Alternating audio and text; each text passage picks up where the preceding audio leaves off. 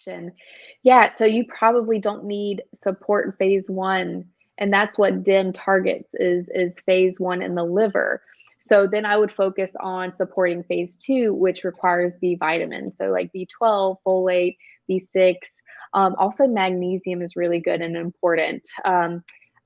And then looking at the gut, because that's going to be important too. So when estrogen gets broken down in the body, it goes through the liver first. We have that phase 1, phase 2, and then it goes to our intestines and it gets eliminated through our poop.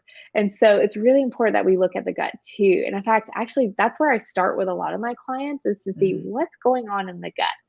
Because if we have issues there. So we have what's called the microbiome, which is trillions of microorganisms. So bacteria, viruses, even a little bit of yeast, parasites, and everything should be living in community with each other. It should be like a healthy, happy gut. But if there is like one bacteria that wants to come in and take over, think of like the Trojans coming in and taking over, it can cause something what's called dysbiosis. And so when we get this dysbiosis in the gut, there's this enzyme that kind of hangs out and monitors everything. It's called beta glucuronidase. But when this dysbiosis happens, it increases, like alert, alert, it gets increased.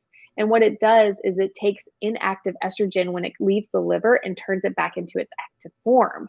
And we don't want that, Mm. because our bodies are meant to produce estrogen and then get rid of what we don't need and get rid of the excess.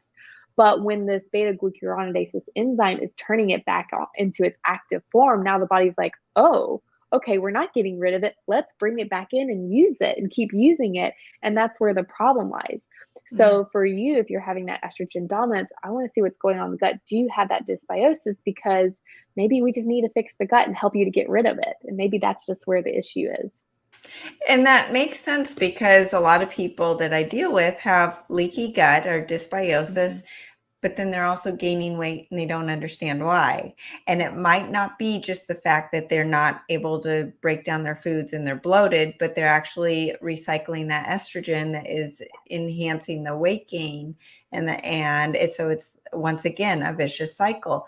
And it just goes back to the body is so complicated and in this intricate system. And it's not about calories in, calories out. It's not about just going to the gym for an extra hour a day. It's all of these little things that you've got to tweak and really find what's going on.